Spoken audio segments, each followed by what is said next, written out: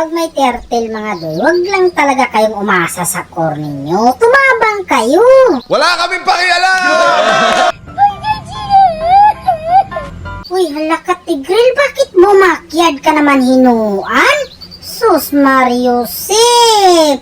Nagwala na yung masyadong matapang. Kung magmatapang ka, siguraduhin mong kaya mo yung kapangyarihan ko. O bakit ngayon nadaot ka dyan? Makyad na kayo dyan mga doy, kasi hindi ko na kayo mapagtanggol dyan. Papauli talaga ako. Sinabihan ni Iksha dito yung Tigril na sit daw. Kasi may ultimate pa naman siya, pero bakit ganun ka Tigril? Nandyan ka lang sa sulok. Kapag ka wala, may pulo sa'yo. Anong klase ba yung kapangyarihan mo? Bakit ganyan? Lumago tuloy yung predator. Labas ako dyan kasi kita mo na peligro din yung kaimtang ko doon. Naghintay ka ba? Wala na. Ito, turtle fight na naman to mga doy. Basta may pagong dyan mga doy. Tumabang na kayo. Huwag nyo nang hintayin yung core ninyo magdasal para tulungan nyo. Mindset ba? Mindset lagi ay makalagot. Remember that. Put it in your mind. Uy, hala ka yung pangarap natin na agaw pa nitong iro na to. Tapos gusto niyan tumakas. Ay, ganun-ganun na lang ba yun? Okay, sige, tumakas ka na lang. Pero joke lang yun, hindi maganda yung ginawa mo na yun.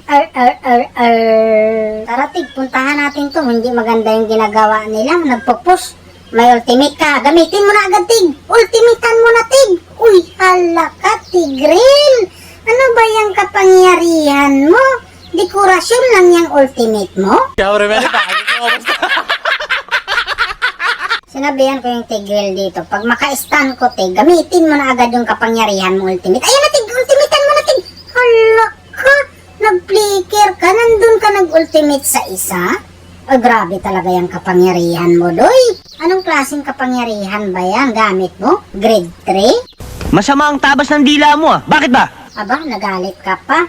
Nakikita ko tsaka nararamdaman ko yung kapangyarihan mo. Okay, sige ito. Kasi nag-request backup siya mga doy. Malamang gagamitin na ito yung kapangyarihan niya. Sige, Tig, mauna ka na, Tig. Gumamitan mo na ng kapangyarihan mo, Tigril. Hala ka, Tigril. Parang nawala ka lang sa campus. Parang nag-cutting classes ka lang yata. Kawawang Iksha na pahamak din intawon. Uy, Tig, wag ka naman dyan, Tig. Maawa ka naman intawon. Agoy doy, nag-sit ragid intawon siyang mag-isa. Yan pala ang gusto niya, mag-sit mag-isa. Kakaibang nilalang ka talaga, Tig. Sabi mo, tulog na ako. Nagtatago pa talaga yung Sicilian dito. Akala siguro niyan, hindi ko siya nahulakan. Buinas lang talaga. Agoy, sakit man. Ayan, tama yan, Doy. Pagtulungan natin yan, walang mahimo sa ating dalawa yan. Kasi dalawa na nga tayo eh. Anong gagawin sa sakit niya kung dalawa? Kaya dito, papauli sana ako mga doy. Kaya lang, naisip ko, pag papauli ako, ibig sabihin, nagpahinga ako. Ay, hindi naman pwede yung ganun. Tabangan natin yung mga kakampi natin kasi alam kong mas kailangan ako dyan. Kung pumauli ako, magbakasyon kaya yung Lucas.